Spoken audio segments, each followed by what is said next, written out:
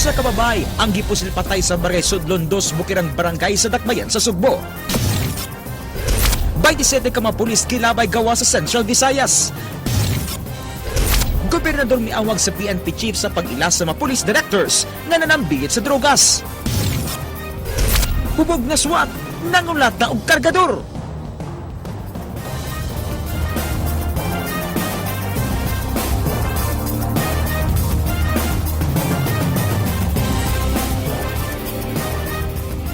Maayong hapon sugbog Kabisayan. Undangon na ni Mayor Tomas Osmeña ang paghatag og financial assistance sa mga barangay.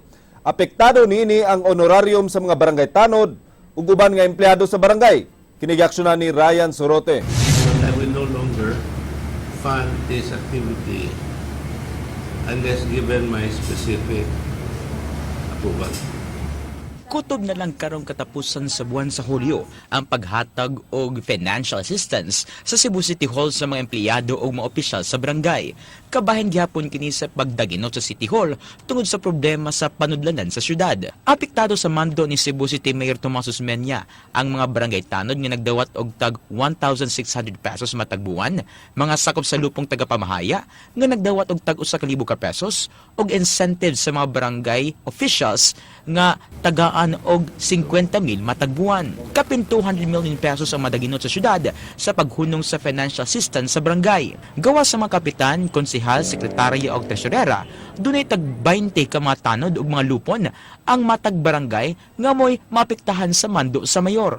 Matod ni Osmeña, di angay nga ang syudad ang mubayad sa honorarium sa mga opisyal sa barangay. Ang Internal Revenue Allotment unta matod ni Osmeña ang kuwaan sa mga honorarium. But how come everywhere else the IRA pays for these things? Even during the time I was mayor, the IRA pays for the tunnels, the barangay pays for the tunnels. Matod sa presidente sa Association of Barangay Councils, Konsehal Philip Zafra, di makaangayon ang paghunong sa financial assistance sa mga barangay. Gihatag nga ayuda aron daling maaksyonan sa barangay ang ilang panginahanglan sama sa drainage, street lighting o mga basic services. Gisaligan usab ang financial assistance sa ubang mga barangay, hilabi ng kadtong mga gamay o kita o nahimutang sa mga bukid. Gimakakausab ni Zafra nga mga sakop lang sa Team Rama ang gihatagan sa financial assistance. All 80 barangays were given their share. Even sa financial aid of the barangay, they were given their share. So, wa kita mahitapong at time. So, para nako siguro, in-advise siguro siya. No? Alang sa Action Bisaya, Ryan Sorote, News 5. Manawat ang City Hall og mga drug dependent nga voluntaryong moapil sa ilang rehabilitation program. Kinigaksyonan ni Shin Canonigo. Matod pa sa head sa COSAP nga si Dr. Alice Utlang, ilang i-enroll sa We Care program ang mga drug addict nga may surrender sa kapulisan. Ang We Care program kay usa ka rehabilitation program sa City Hall alang sa mga drug addicts nga buot na magbago. Ang 3 ka buwan nga programa himuon kaduha sa matag semana sa nagkalain-lain nga barangay. Usa ka drug test ang ilang himuon alang sa pagtinok ni undang na ba ang nangapil sa programa. Ang masakpan na nagpadayon sa paggamit sa gidili nga drugas punan pag ilang programa og usa ka buwan. 10 to 20% ra gyud ang ma-enroll sa ato ang outpatient rehab sa atong We Care program. Kay most Duna pa kini sila laing assessment ilabi na sa unsa na status sa paggamit nila sa droga. Ilang nakita nga naay nag-enroll sa laing-laing nga barangay nga 10 to 20% ra ang ma-enroll sa outpatient rehab sa ilang We Care program. the shortest pa nga nagamit og droga. No, naggamit og droga no. Kuan 1 year ang pinakaduga sayo no sayo pinakadugay 36 years na sa ginamit sa droga. So kana Matod pa niya nga human silang assessment pag drug dependent naa pa kini sila reassessment mahitungod sa ilang mental health. Alang sa Action Bisaya, Shin Canonigo, News 5.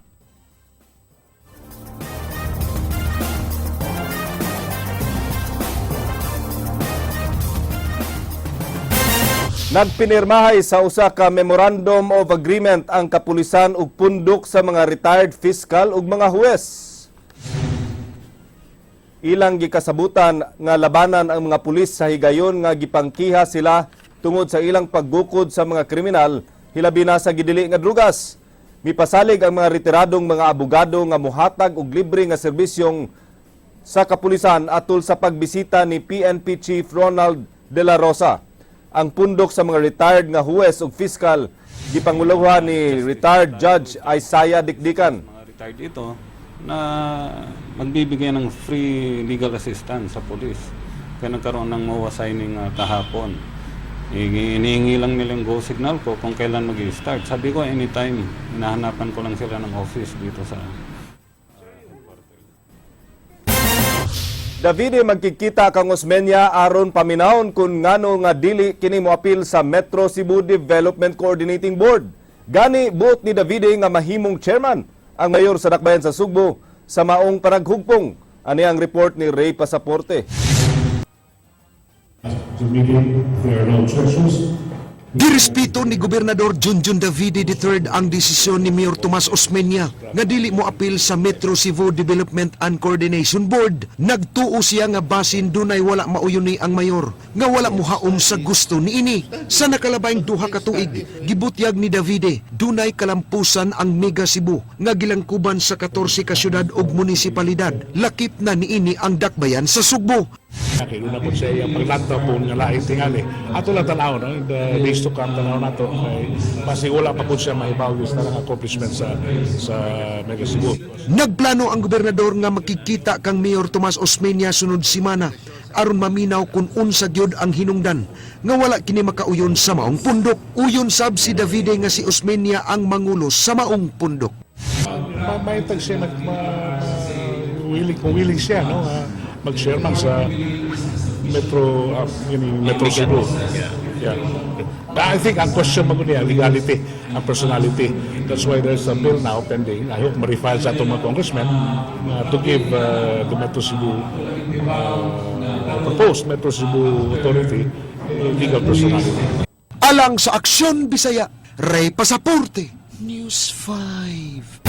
Taxi driver gireklamo sa pasahero nga nagspray ug makalipong sulod sa sakyanan. Gipatawag sa LTFRB ang taxi driver ug gipa-drug test. Kini giaksyonan ni Nino Libona. Mipatimaw sa buhatan sa Land Transportation Franchising and Regulatory Board ang taxi driver human kini gireklamo sa iyang pasahero. Ang pasahero nireklamo nga nalipong siya sa giispray sa sulod sa taxi unit kagahapon sa buntag. Ang taxi driver nga gireklamo giila nga si Roger Saberon Castro nga nagmaniho sa M&J Taxi ug taga Guadalajara, Barangay Guadalupe, Dakbayan sa Sugbo. Ang pasahero nga si Geraldine Birano mireklamo sa pagpangluya sa iyang kalawasan ug pagkalipong hinungdan nga dali kining mikanaog aron i-report ang mga insidente.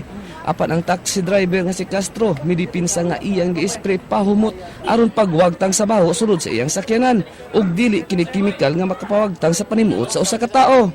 Dugang pa niya mipatimaw siya sa buhatan sa LTFRB aron sa paglimpyo sa iyang pangalan. Babaho akong auto, ako nang isprehan. Ano mabawa ang baho ba? Iko ko niya ba? Makabaho niya siya. Ya, reklamo mo siya, kaya nalipong siya. Ya, kung para lipong ko akong i-spray. Kung nalipong siya, nalipong sa tako. Okay. Ya, ano mo kung lipong siya, may nalipong. Langan lipyon. Ako kay lisod kayo na mag-drive ta nga, pangitaon ta. Ako ganahan na. Atong pag-drive, tinarong, dili yung binuang. Matud pan email Membrelias, Assistant Information Officer sa LTFRB, nakadawat silang tawag gikan sa police station ug na-trace nila ang taxi ug ipatawag ang driver. Ilang ipa-drug test ang driver ug pahamtangan sa tukmang silot kung positibo sa drug test. Ang advice ni Attorney Intepesto atong legal counsel, drug test sa karong adlaw. Karong adlaw drug test. After sa drug test results, may bawa na to sa decision. Alang sa Aksyon Bisaya, Nino Libuna, News 5. Ipadayon sa Kapitolyo ang ilang paghatag ug alawan sa mga huwes.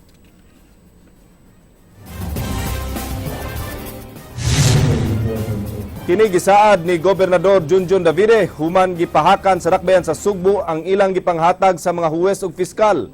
Matod sa gobernador, adunay igong kwarta ang probinsya makasustener sa paghatag sa mga allowances. Budget, pero usahin para karon na napatasimik.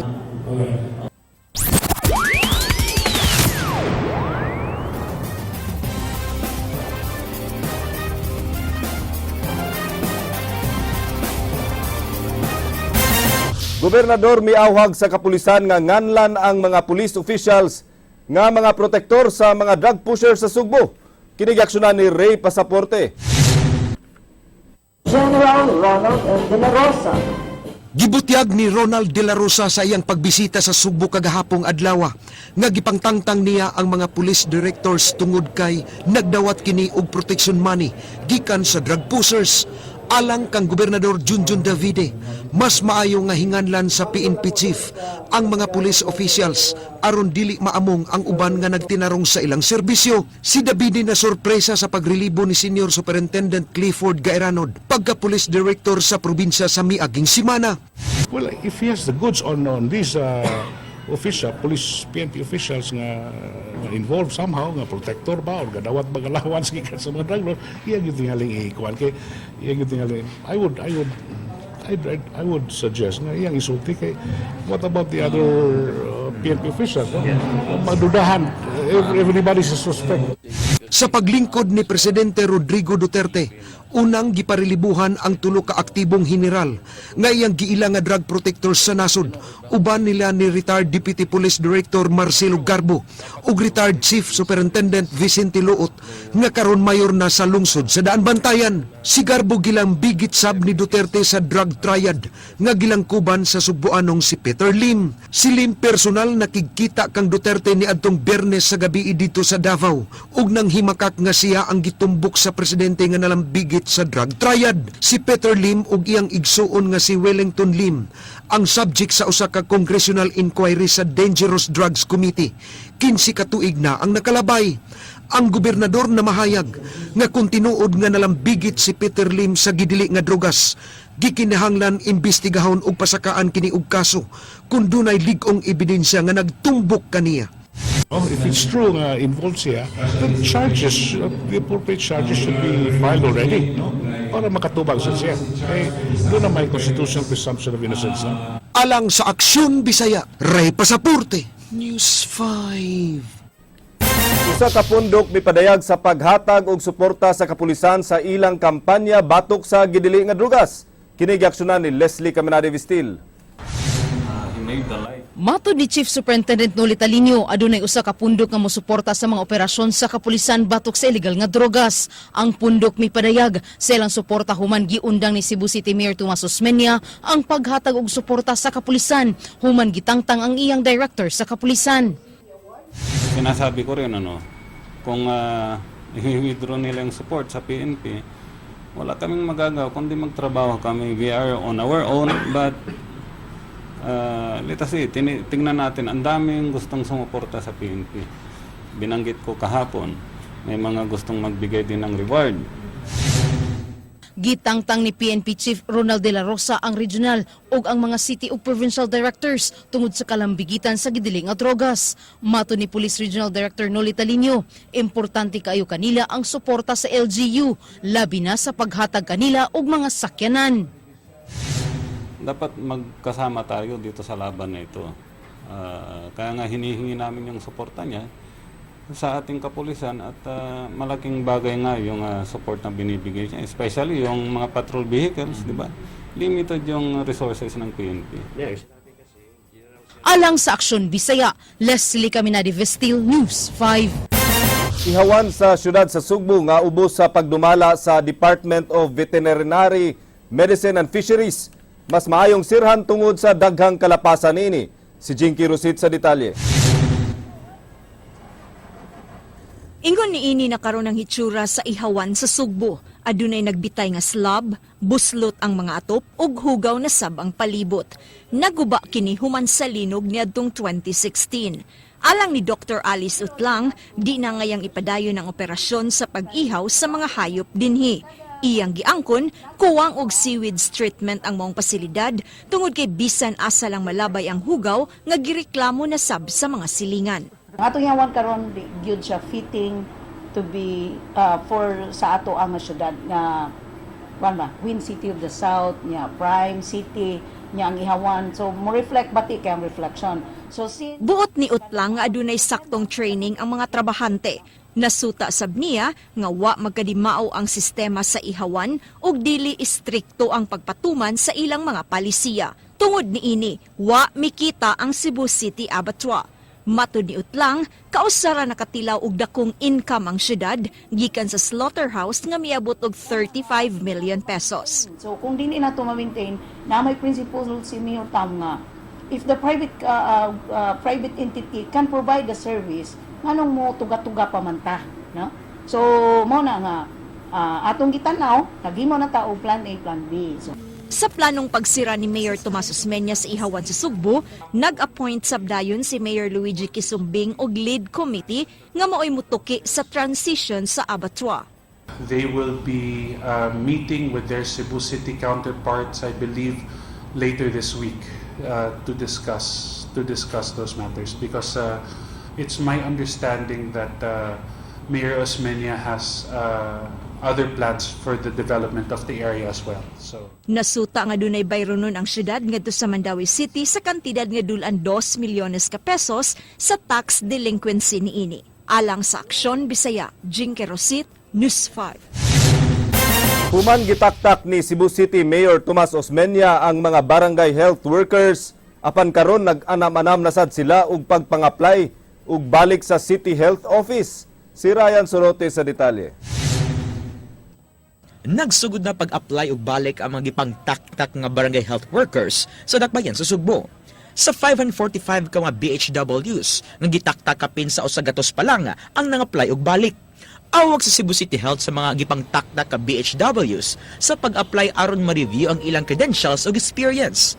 Anda mo sa City Health mo dawat o mga bagong aplikante kung nakakomply kini sa mga rekisito sama sa minimum nga volunteer work sa barangay nga unom ka buwan. Hinon, wag yapoy kasiguraduan sa dangatan sa mga BHWs nga mga apply og balik.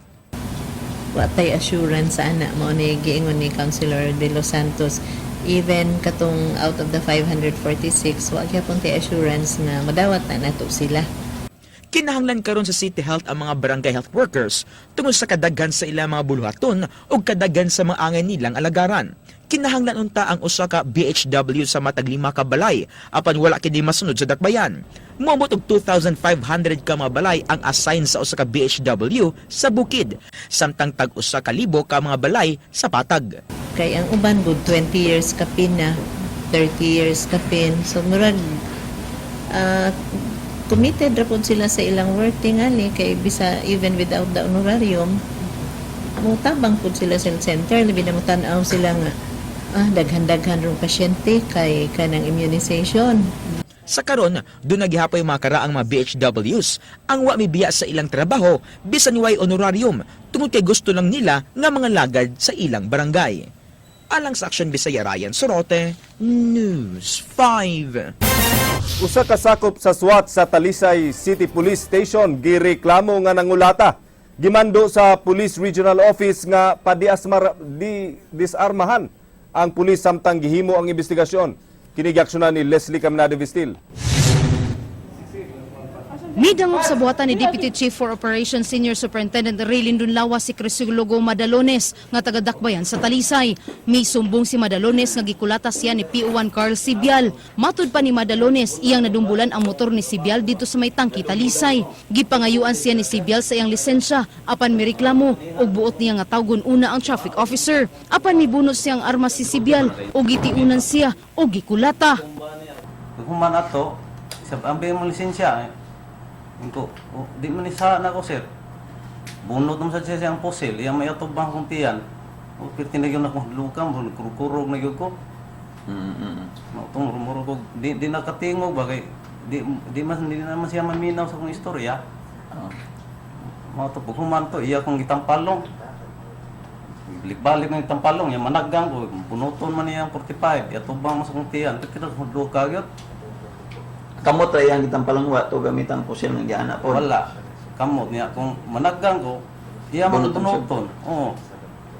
But yung gina kong hadloka, di po analing ko mo tingog ni kung nasasako sir, ngayon na kuno sa ilo. Kung naam gyud isa niya pag human ato, iya kong gisok magninhi man giusban gyud nila kung kilid man sa atay mo tong sakitan ko. Kasanding ko sa auto. Matud ni Lawas, disarmahan nila ang pulis ug ilang susiyon ang impormasyon nga hubog si Sibyal ug nag-uniforme pa og SWAT. Matud ni Lawas, mag-atubang og sumbong administratiba ang pulis tungod siyang gibuhat sa biktima. Well, I have suggested to the Chief of Police kay hang sagyan ako dili man nato gustong i-micromanage sa mga kon, but I have already instructed the Chief of Police to consider of while undergoing investigation that PO1 Carl Sibyal be relieved from his present position, probably take custody of the firearm kay para ma-relieve na to ang kahadlok sa complainant, then conduct the proper investigation. Alang sa Aksyon Bisaya, Leslie Caminadi Vestil, News 5. Kapitolyo na kanahuna nga hatagan og trabaho ang mga drug pusher ug drug users nga misurrender. Ila kining gamiton alang sa pagpangandam batok sa moabot nga katalagman. Kining aksyonan ni Ray Pasaporte.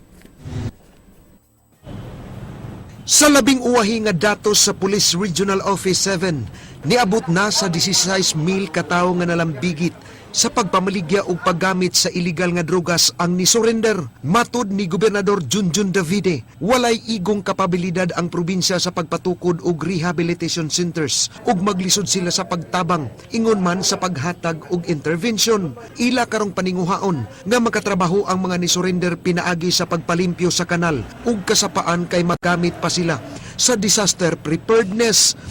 Palimpiyuhan ng mga kanal, mamintas sa eskulahan, mamanday, Dito sila sa disaster preparedness. Yeah, not only disaster preparedness, ini palimpyo, tihugawas ato.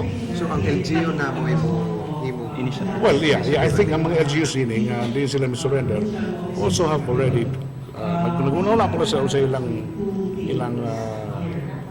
program para ini mga tawanan nga ni surrender. Gitataw sa gobernador nga gawas nga matabangan ang mga ni-surrender. Mapahimuslan usab sila sa pagpangandam batok sa katalagman. Gipahibaw sa pag-asa atol sa Provincial Disaster Risk Reduction Meeting Council kaganihang buntag nga masinati sa hinapo sa buwan sa Hulyo ang weak La Nina phenomenon. Matud ni weather specialist Al Kiblat, niadtong Hulyo 1 ug 2 naka-record ang pag-asa maktan sa extreme rainfall nga nakamugna og baha sa Metro Cebu.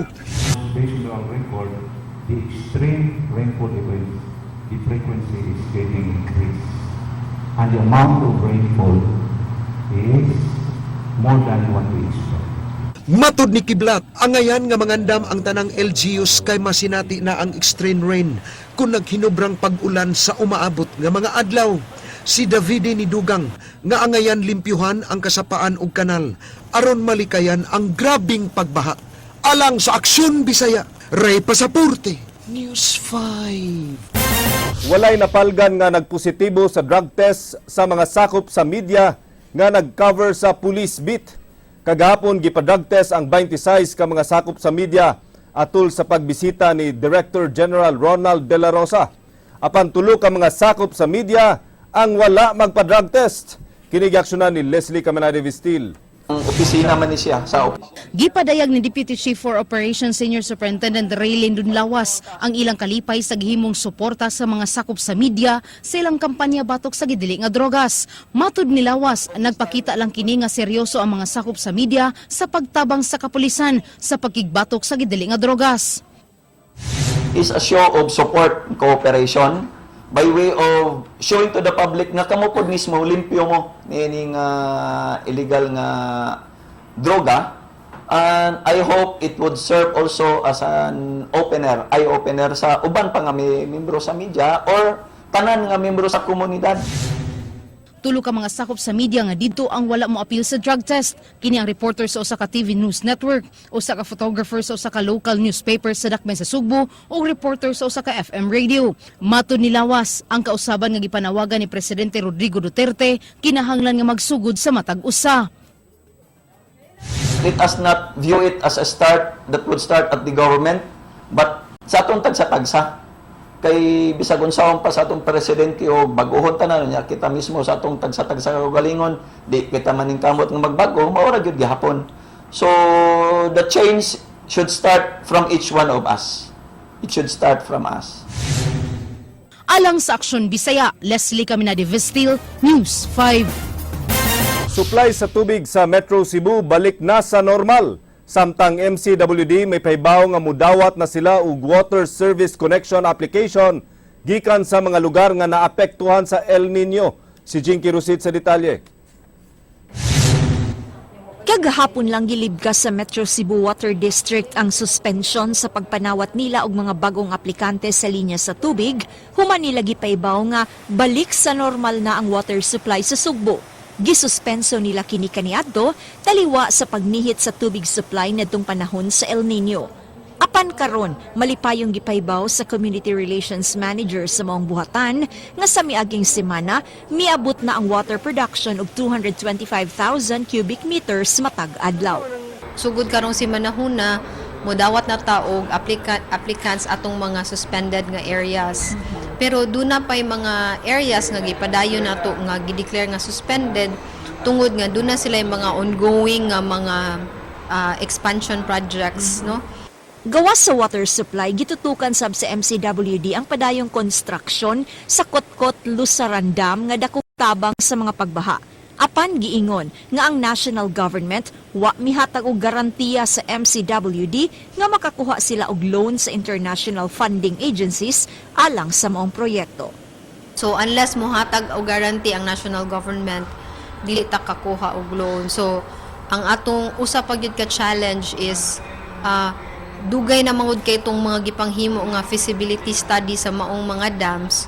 So basin nga nausab na ang presyo. Alang sa Aksyon Bisaya, Jinky Rosit, News 5. Patay ang usa ka babae nga gipusil sa Barangay Sudlon 2, Dakbayan sa Sugbo. Kini giaksyonan ni Nino Libona.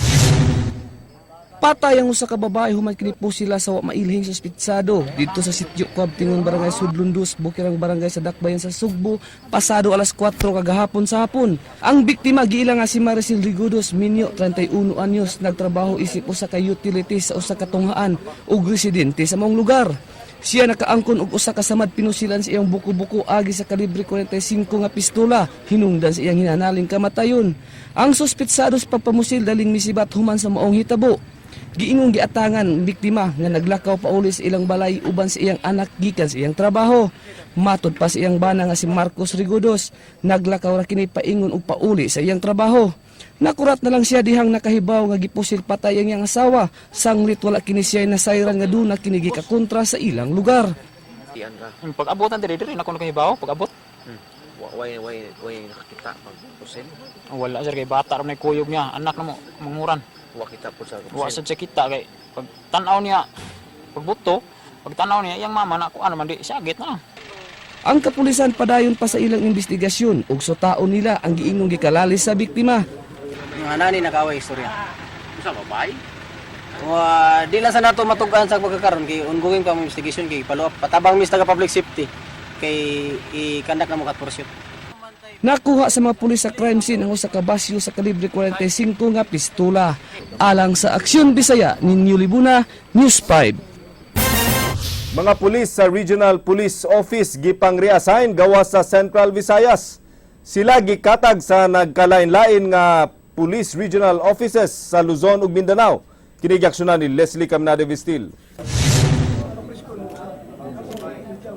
Gimando sa Kamkrami ang pag-reassign sa 5 ka police officers ug 22 ka mga non-commissioned police officers gawas sa Central Visayas. Ang reassignment nga gimando ni PNP Chief Ronald De La Rosa gi-issue ni atong Biyernes, Hulyo 15. 6 ka pulis ang kasamtangang ilabay sa Cordillera Region, 2 sab niini ibutang sa Caraga, 4 sa Police Regional Office 5 sa Bicol Region, 2 sa Police Regional Office 9 sa Buanga Peninsula, 2 sab ang ibutang sa Police Regional Office 12 sa Socsargen, ug sa Police Regional Office 10 Misamis Region. 3 sab ka pulis ang ibutang sa Mindoro, Marinduque, Romblon, Palawan, kon may Maropa, samtang 4 sab niini ang ilabay ngadto na sa Autonomous Region of Muslim Mindanao kon ARMM. Mato ni Talinyo, ang reassignment kabahin sa ilang gihimo nga internal cleansing sa kapulisan sa nasod.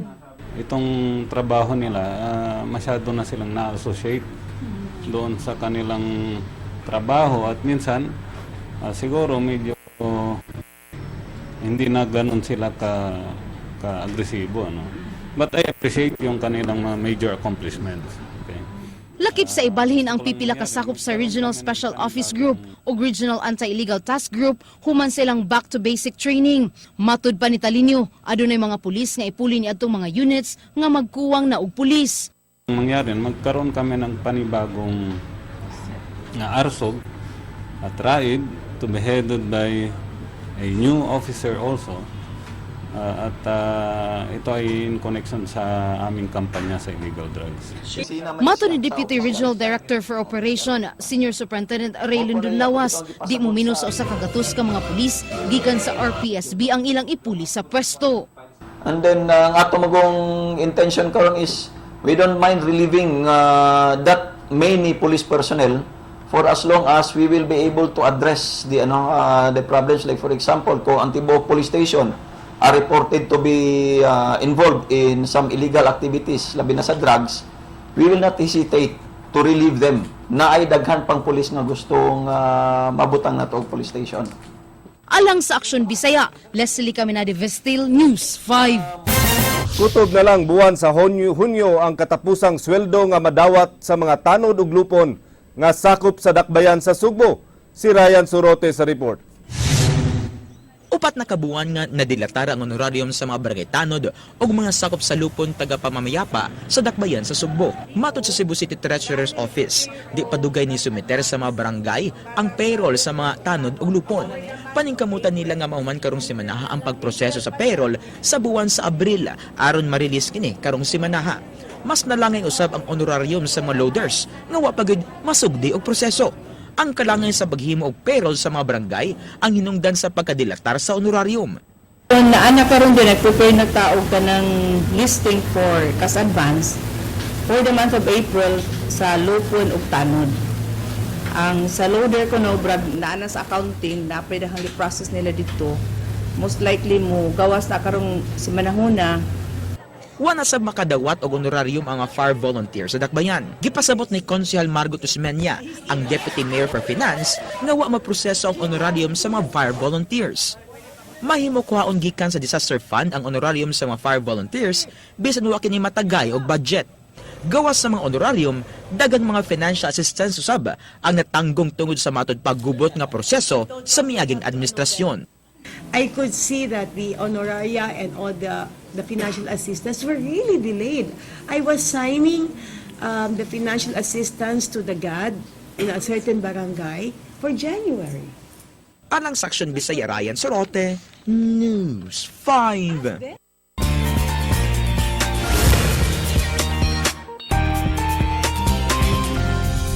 Ug sa atong light news karong hapon, labing tambok nga bata sa tibuok kalibutan atong ilhon. Ani ang report sa usa ka batang ginganlan og Arya Permana. Napulo ka tuig nga batang lalaki didto sa Indonesia nga adunay gibug atong 192 ka kilo. Usa ka batang lalaki nga nagpangidaron og napulo ka tuig ang adunay gibug aton nga 192 ka kilo ug karon namiligro ang kinabuhi tungod sa sobra ka tambok niini. Matud pa nga nagsugod ang abnormal nga pagdako ni Arya Permana ni atong duha ka tuig pa lamang siya. Sukad ni adto, paspas na kaayo siyang midako ikumpara sa iyang mga kaedad nga mga kabatanunan. Gani, adunay higayon nga dili na kini siya makalakaw kung wala ang tabang sa uban ug tungod niini miundang na lamang siya sa pagtungha sa eskwelahan. Matud pa, kalima sa usa ka adlaw mukaon si Arya ug ang usa niya kakan-anan susama ka duha kakan-anan sa normal nga mga bata. Wa na say basigo niya nga mga sanina, maong sarong na lamang ang permi niyang itapis sa iyang lawas. Matud sa iyang inahan nga kung dili mo kaon o matulog si Arya, permi siyang maglumlum sa iyang bathtub. Gipa-check na sab sa iyang mga ginikanan si Arya sa mga espesyalistang doktor sa ilang lugar sa Indonesia. Apan matud niini, normal lang daw ang pagdako sa maong bata. Kinahanglan lang daw nga ipadayet siya aron di na mapunan pa ang iyang gidakon. Alang sa walay karapusang mga chika, o panikon ninyo matang alas 7:30 sa buntag, weekday sa Rete JP sa Radyo 511.9 News FM Cebu. Ako si JP Lau Cotsera, mga word of the gay nagkarayon. Aanin mo ang gwapo kung mas marunong pang mag-makeup kesa sa'yo. Ang gay!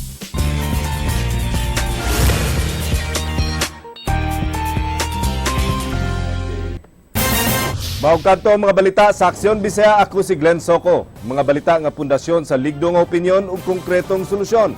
Bisan asa, bisan kanusa. Kapatid, kay di lang kutob sa balita, aksyon!